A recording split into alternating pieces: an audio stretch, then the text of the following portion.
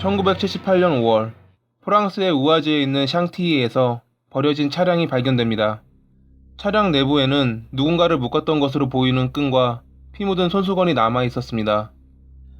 신고를 받고 현장으로 출동한 경찰들은 차량 근처에서 마을 우체국을 습격할 것이라는 계획이 적힌 낙서를 발견합니다.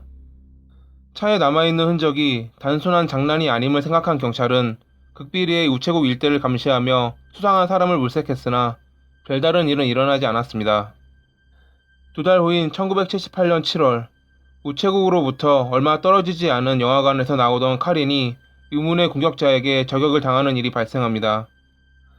그녀는 운 좋게 살아남았지만 당시에는 우체국 습격 예고번과 카린을 공격한 범인이 동일 인물이라는 것은 누구도 생각지 못했습니다. 그로부터 10일 뒤 인근 거리에서 교통관리를 하던 경찰관이 불법 주차된 차량을 발견해 다가간 순간 자동차가 화염에 휩쓸립니다. 경찰관은 화상을 입었지만 빠른 대처로 다른 인명피해 없이 화재를 진압했습니다. 이때부터 경찰관들은 우아즈에서 일어났던 사건들의 연결점을 찾기 시작합니다. 얼마 후 경찰서로 자신이 카린을 공격한 범인이며 그녀가 자신을 알고 있기에 다시 공격을 가하겠다는 쪽지가 날라옵니다. 카린은 나를 본 적이 있지만 그녀를 통해 나를 찾을 순 없어. 밤에 어슬렁거리는 어린 여는 내가 특히 좋아하는 대상이야. 다음에는 심장을 노릴 거다. 쪽지에 남아있던 지문, 처음 우체국 습격 계획을 세웠던 범인의 지문, 얼마 전 폭발한 차량에서 발견된 지문, 모두 일치했습니다.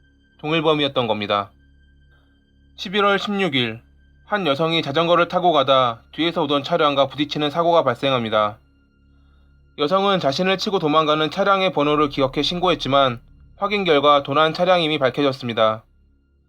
여기까지는 그저 단순한 도둑놈의 뺑소니 같지만 얼마 후 그 차량이 역에서 발견됐고 잠시 후 폭발하면서 앞선 사건과 이어졌습니다. 12월 1일 경마장 근처에서 한 여성이 공격을 당했습니다. 지나가던 행인들에 의해 발견된 여성은 범인이 젊은 남성이라는 말만 남기고 숨을 거뒀습니다. 범인은 현장에 자신의 지문을 제외한 별다른 증거를 남기지 않았습니다. 프랑스의 경우 신분증 제도가 있지만 지문 날인이 존재하지 않기에 범인을 잡기란 더욱 어려웠습니다. 그러던 범인이 실수를 하고 맙니다. 12월 29일 이번에도 여성을 공격했던 범인은 현장에서 도망쳤지만 혼수 상태에 빠졌던 피해자가 깨어나면서 그의 몽타주가 만들어진 겁니다. 그로부터 얼마 후 경찰서로 한 장의 쪽지가 날라옵니다. 사냥 시 다친 동물을 조심하라. 그것은 매우 위험할 수 있다. 나는 잃을 것이 없고 그것을 증명할 것이다. 나는 피와 공포에 익숙해 있고 당신은 내가 즐길 수 있게 해줄 것이다. 자신이 궁지에 몰렸지만 조심하라는 경고. 이를 본 수사팀은 이상함을 느낍니다. 범인이 보낸 내용은 마치 극비리에 수사하던 내용을 전부 아는 사람처럼 행동한 겁니다. 수사 담당관은 범인이 내부 사정을 잘 아는 사람, 즉 경찰관일지도 모른다는 생각을 갖게 됐고 비밀리에 조사를 시작했습니다.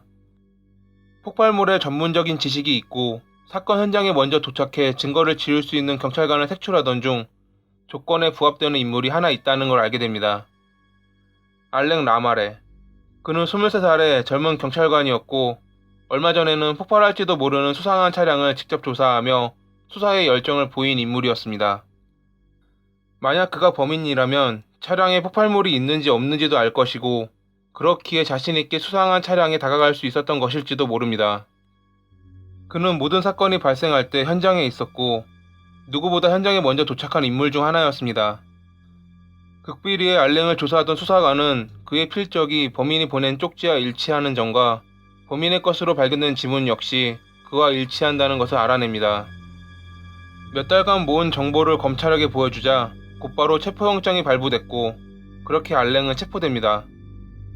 체포 당시 그는 저항했지만 금방 진압됐고 수갑을 채운 것은 잘한 거야. 안 그랬으면 너희를 모두 쏴버렸을 테니깐 이라며 외쳤다 합니다. 알랭의 집에선 다음 범행에 대한 계획과 피해자 목록이 나왔고 그는 자신이 한 행동을 후회하지 않으며 범행 이유에 대해선 말하지 않겠다 밝힙니다.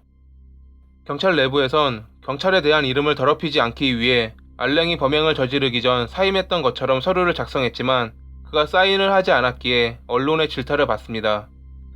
1983년 1월 14일 알랭은 정신병 진단을 받고 정신병동에 수감됩니다.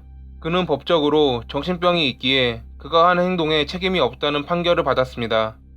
그렇게 알랭은 범행 이유도 밝히지 않은 채 2020년 지금까지도 정신병동에서 삶을 이어나가고 있습니다.